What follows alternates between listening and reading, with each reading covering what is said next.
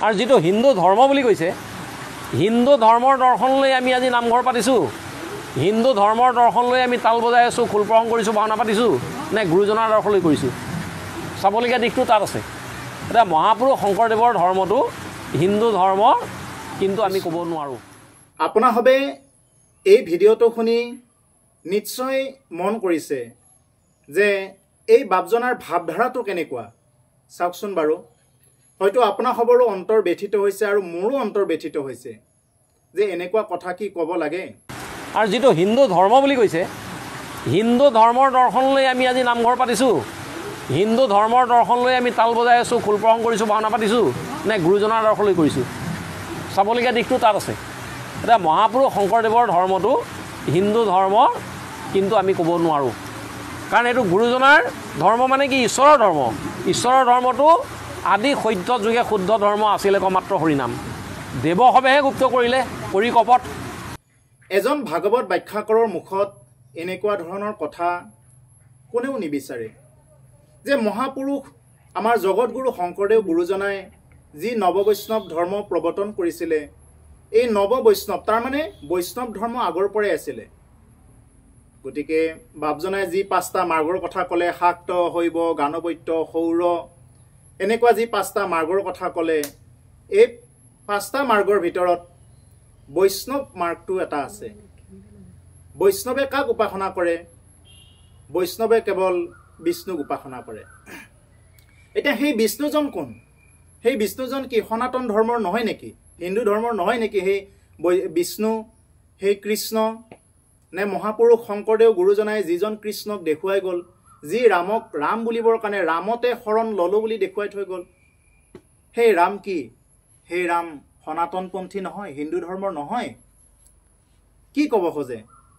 এনেকুৱা ধৰণৰ বিভ্ৰান্তিমূলক কথা নিদিব মই আপোনাৰ লগতে এনেকুৱা ধৰণৰ মন্তব্য যিসকলে আগবঢ়ায় মই বাৰ বাৰ প্ৰাৰ্থনা কৰি জনাইছো যে এনেকুৱা ধৰণৰ মন্তব্য দিয়াৰ পৰা দূৰত থাকিব নহলে সমাজবিলাকত এটা বেয়া প্ৰভাৱ পৰিব যি মহাপুৰুষ জগতগুৰু শংকৰদেৱ গুৰুজনাই একে ৰাতি তেওঁ ৰচনা কৰিছিলে গুণমালা আৰু তাতে কি লিখিলে ইটো বিতুপন ধৰ্ম সনাতন হৰি হৰি ৰাম আকেশে কীৰ্তন কৰে সাধুজন হৰি হৰি ৰাম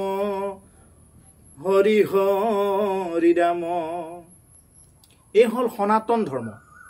ইটো বিতুপন ধৰ্ম সনাতন এই বিতুপন আমাৰ সনাতন ধৰ্মত বিভিন্ন পন্থা উপপন্থা আছে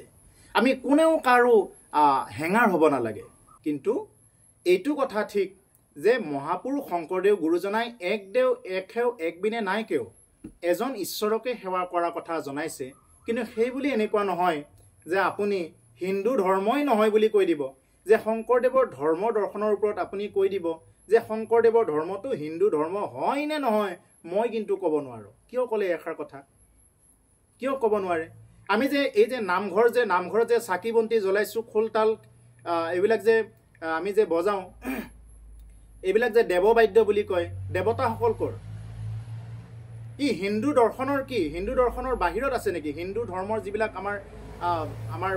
বেদ আছে 4 বেদ 14 শাস্ত্ৰ 18 পুৰাণ এইবিলাকৰ বাহিৰৰ নেকি দেৱতাসকল যি নেকি কোৱা হয় দেৱবাদ্য এই দেৱবাদ্য বৈকুণ্ঠত বজায় বৈকুণ্ঠৰ সম্পত্তি আনি মহাপুৰুষ শংকৰদেৱ গুৰুজনাই সেইজনে যিজন কৃষ্ণৰ অংশ বুলি কৈছে মহাপুৰুষ শংকৰদেৱ গুৰুজনা কৃষ্ণৰ অংশ বুলি ক'লে অৱশ্যে প্ৰথমতে মহাপুৰুষ মাধৱদেৱ গুৰুজনে কি বুলি কৈছিলে ত্ৰিভুৱন বন্দন দৈৱকী নন্দন জু হৰি কংসক বৈৰী জগজন তাৰণ দেৱ নাৰায়ণ শংকৰ সৌহী হৰি বুলি কৈছিলে গতিকে আপোনাৰ ওচৰত সেৱা জনালো যে এনেকুৱা ধৰণৰ সমাজত ভাগ আহিব পৰা মন্তব্যবিলাক নিদিব মই অনুৰোধ জনাইছো আৰু আপোনাক হবও দায়দোষ নধৰিব আমি যিখিনি নেকি আমি জানিলো বা যিখিনি নেকি শুনিলো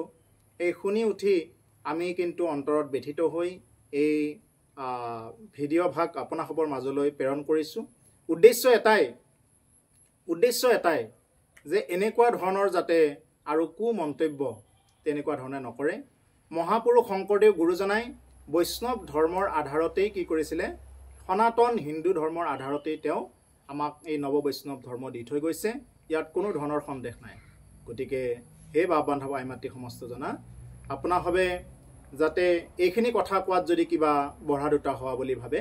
নিজৰে এজন বুলি যাতে গ্ৰহণ কৰে। কৃষ্ণ জয় গুৰু শংকৰ।